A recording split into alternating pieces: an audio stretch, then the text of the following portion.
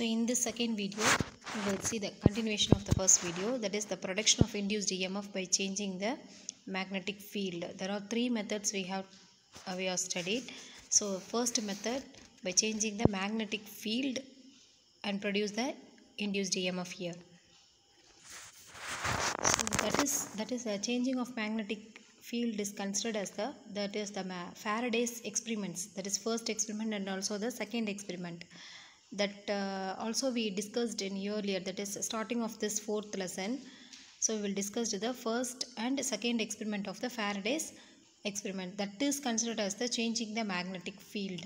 You just go through it and find what are the ways we have to changing the magnetic field. So that's why we get the deflection in the galvanometer also. So one of the coil is there, because of changing the current, that is the magnetic field, that is the Bohr magnet is placed, and because of changing the poles of the magnet, the deflections is also changed. So these are the experiments of the Faraday's. So that's why by changing the magnetic field and also produce the induced EMF in the conductor, that's why the induced current is also produced. That is one of the method for production of the induced EMF. And also the second method is by changing the area. So the production of induced EMF by changing the area of the coil. So first we have to consider, so here let us consider the rod, that is conducting rod is there, that is length is L. So that rod is flexible, that is it can able to move here and there. So that is it's not a fixed rod, that is one side. So that is can also moving can able to move with the velocity v. So and also it can be fixed in the rectangular metallic frame. Four sides are the metallic frame and only one edge is the movable one. So that can be here it represents with the velocity v. So that rod is the movable rod and another three sides are covered with the fixed one. So it can be placed in a uniform magnetic field. This whole setup arranged in a magnetic field, that is it can be placed in a uniform magnetic field that can be denoted as a cross here, no? So blue color cross, that is a uniform magnetic field here. That magnetic lines are perpendicularly directed in this plane. So next the rod can able to move from, so first the position is AB and it can be able to move with the velocity v to dc with respect to the time of dt, and the area enclosed by the loop, and hence the magnetic flux is also, the loop decreases. So here, so when you move this rod, so it can be having the magnetic flux inside that is also decreases. So that's why. So here the CB, here the CB is represent like this, no? So that CB is, value is v dt. How can we get the value means? So general formula for velocity is equal to displacement by time taken, isn't it? So here the displacement is, we have to consider as a dx. So x is a distance. So here the change in distance means dx, we have to consider that. So v is equal to dx by dt. So changing the distance, that is dx is equal to v dt. So that's why the distance is considered as v dt here. So these are all the parameters are involving in this. So now let's find out how can we find out the induced EMF for that. So now let's the change in magnetic flux with respect to time dt is, so general formula for phi is equal to b cross change in area, that is dA. So here also change in magnetic flux also, that's why we represent d phi is equal to b cross change in area dA. So is equal to b cross, that is b cross change in area referred as a area, which area? ABCD, that area. So change in area is considered as a rectangular area ABCD. Since ABCD, that area is equal to length into breadth, that you know, isn't it? So length into the breadth is v into dt. That is also the distance dx. So length into breadth. Breadth means dx. The dx value is v dt here. So substitute this value in the above equation. Now we will get d phi is equal to b already is there. No? Next L v dt here and also here. So rearrange that above equation because dt value that goes to the denominator value for this side. So d phi divided by dt is equal to BLV.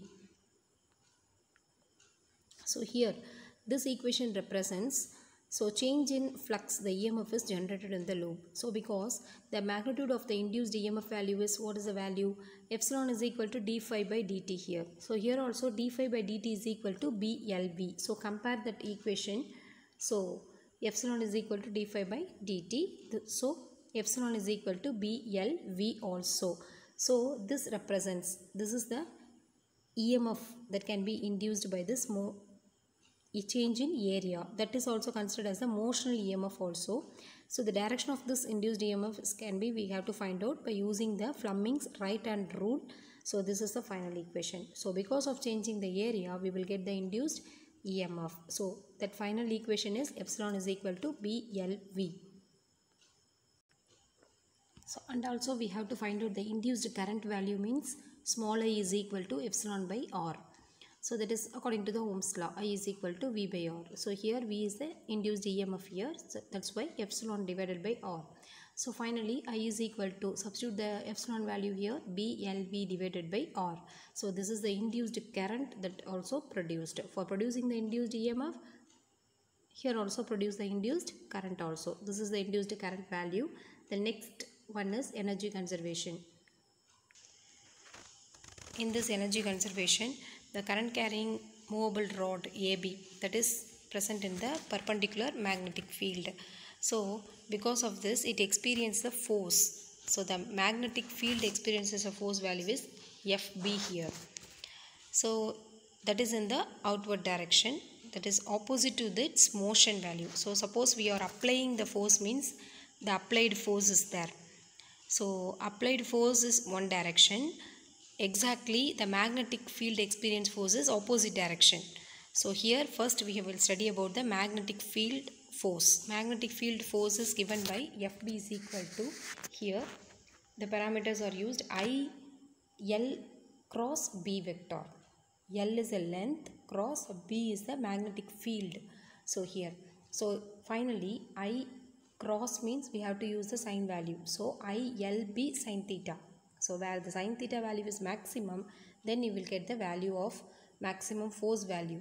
So force value of the magnetic field, force value, experience of force value, FB is equal to ILB here. Next, the applied force. So we have to apply the mechanical force that can be against the force of the magnetic field. That is also equal amount we have to apply. So applied force is also equal to the magnetic force that can be oppose the applied force here. So here the modulus can be used, that's why the negative sign is removed. So the two values are equal, so ILB here. Therefore the mechanical work is also done for applying the force. Now we will find out the work or power here. Here in your book they have to find out the power value. So power is equal to, by using this parameters, force dot product of a velocity. We have to apply the force value dot, that is velocity, applied force is equal to applied force value.